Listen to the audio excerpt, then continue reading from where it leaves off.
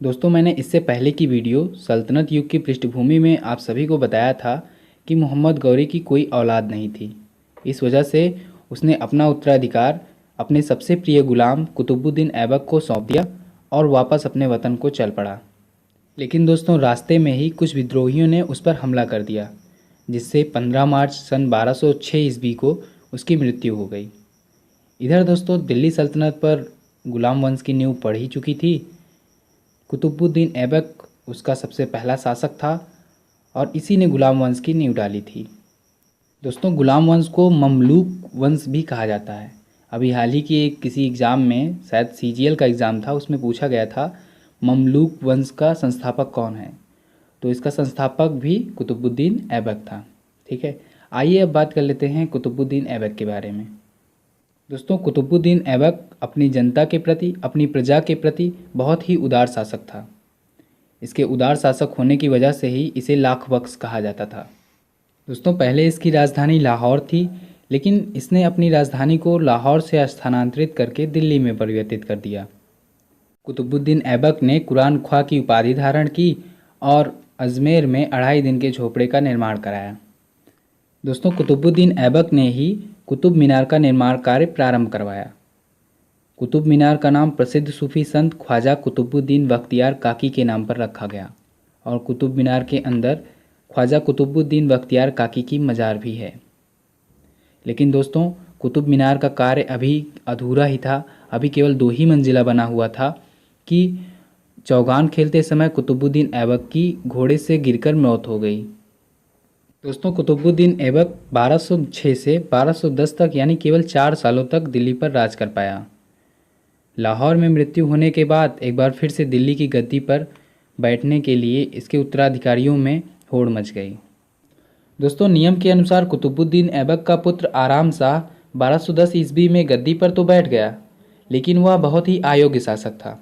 इस वजह से कुतुबुद्दीन ऐबक का जो दामाद था इल्तुतमिश, जो कि कुतुबुद्दीन ऐबक का गुलाम भी था, उसने विरोध जाहिर किया और गद्दी पर बैठने की मंशा जाहिर की, जिस वजह से कुतुबुद्दीन ऐबक के दामाद या फिर गुलाम इल्तुतमिश और आराम शाह के बीच में युद्ध हुआ।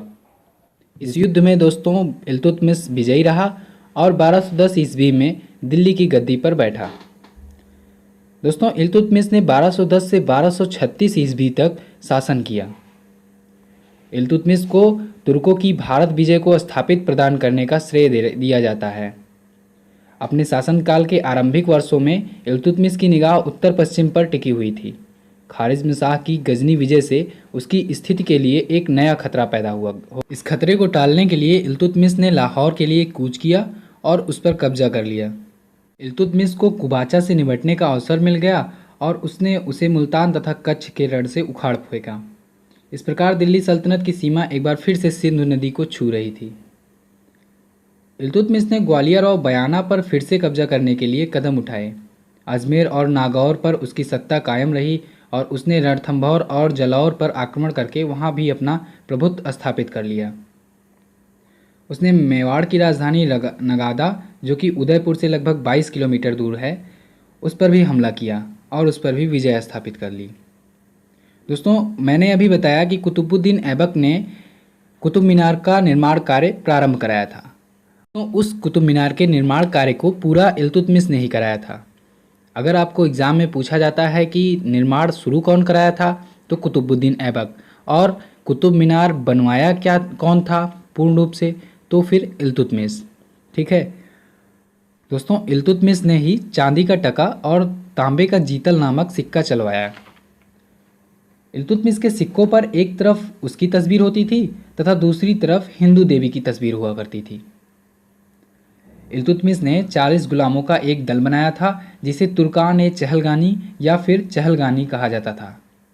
बलबन उस चहलगानी का प्रमुख सदस्य था। इल्तुतमिश के दरबार में मिन्हाज सिराज तथा मलिक तजाउद्दीन जैसे कवियों को संरक्षण प्राप्त हुआ था। दोस्तों, इल्तुतमिश ने एकतावादी प्रथा का प्रचलन प्रारंभ किया और कई मकबरे भी बनवाए, जिसमें सुल्तानगढ़ी का मकबरा और इल्तुतमिश का मकबरा प्रमुख है। दोस्तों, सुल्तानगढ़ी का मकबरा भारत का पहला मकबरा है।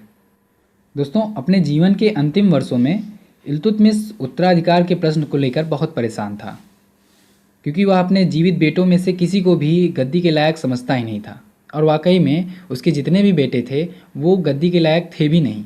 वो बस अय्याशी करते थे और राज का पूरा मज़ा लिया करते थे। उन लोगों को ना ही राज्य की कोई चिंता थी और ना ही उनके पास कोई ऐसी कला थी जो राजाओं के पास होती है।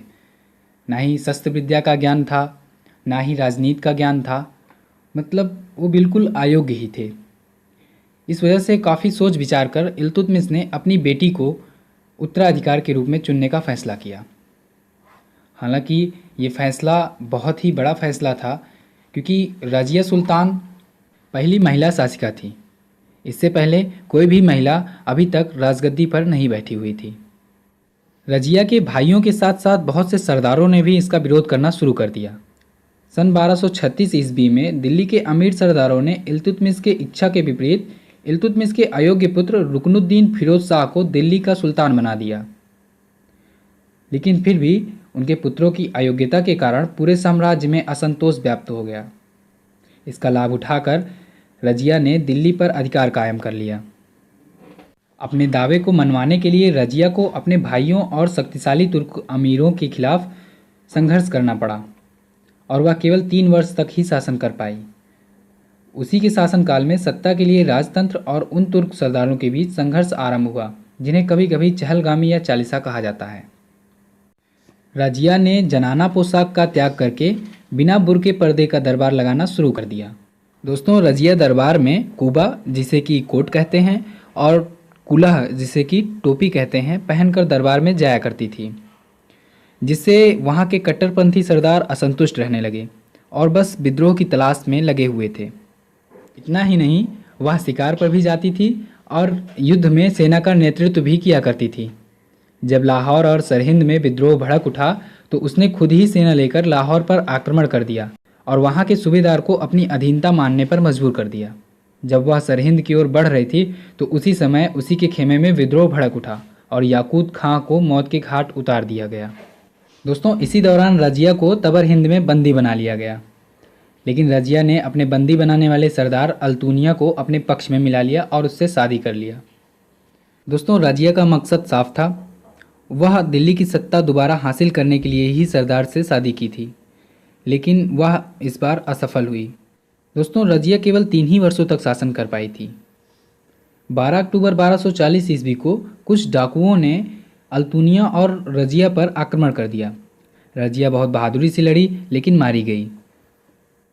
दोस्तों, रजिया की मृत्यु के बाद इल्तुतमिश के तीसरे पुत्र मुइजुद्दीन बहराम शाह दिल्ली का सुल्तान बना, जो बहुत ही अयोग्य शासक था, जिसका लाभ उठाकर 1265 ईस्वी में गयासुद्दीन बलबन दिल्ली का सुल्तान बन बैठा। बलबन इलबरी जात का तुर्क था, जिसका मूल नाम बहाउद्दीन था। दोस्तों, बलबन को किशोरावस्था में ही मंगोलों ने पकड़ लिया था।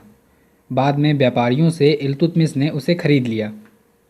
बलबन इल्तुतमिश के 40 गुलामों के प्रसिद्ध समूह चहलगानी का प्रमुख सदस्य था। दोस्तों, बलबन जब दिल्ली का सुल्तान बना तो उसने स्वयं को अल्लाह का धरती पर प्रतिनिधि घोषित किया। बलबन ने चहलगानी के सदस्यों का दमन कर दिया तथा उसने अपने विरोधियों को निर्दयता से समाप्त करना शुरू कर दिया। यही कारण है कि कहा जाता है कि बलबन ने अपनी सत्ता स्थापित करने के लिए लौह और रक्त की नीति अपनाई। दोस्तों, बलबन के तौर तरीके अक्सर कठोर और अवांछनीय हुआ करते थे, लेकिन इसमें संदेह नहीं है कि उसकी गद्दी नशीनी के साथ मजबूत और केंद्रीकृत शासन के युग का सूत्रपात हुआ। अपने आप को पूरे हालात से वाकिफ रखने के लिए बलबन ने हर महकमे में जासूस लगवाए। आंतरिक अशांति और अव्यवस्था से निपटने के लिए और पंजाब में अपना पैर जमा चुके तथा दिल्ली सल्तनत के लिए खतरा बने मंगोलों का सामना करने के लिए बलबन ने एक शक्तिशाली केंद्रीकृत सेना संगठित की। इस प्रयोजन से उसने सैन्य विभाग दीवाने अर्ज का पुनर्गठन किया। दोस्तों, सुल्तान की प्रतिष्ठा को बढ़ाने के लिए बलबन ने दरबार में सिजदा तथा पाबोस नामक 2 प्रथाएं शुरू की। सिजदा का अर्थ होता है घुटनों के बल बैठकर सुल्तान के सामने सिर झुकाना और पाबोस का अर्थ होता है पेट के बल लेटकर सुल्तान के पैरों को चूमना। दोस्तों, निसंदेह है कि वह दिल्ली सल्तनत के प्रमुख निर्माताओं में से एक था। राजपद की शक्ति का रोब जमाकर बलबन ने दिल्ली सल्तनत को मजबूत बनाया। लेकिन वह भी मंगोलों के हमलों से उत्तर भारत को पूरी तरह सुरक्षित नहीं कर सका। 1286 ईस्वी में मंगोलों ने उसके साम्राज्य पर आक्रमण किया और इस युद्ध में उसका बड़ा पुत्र मोहम्मद खां मारा गया, लेकिन मंगोलों की पराजय हुई।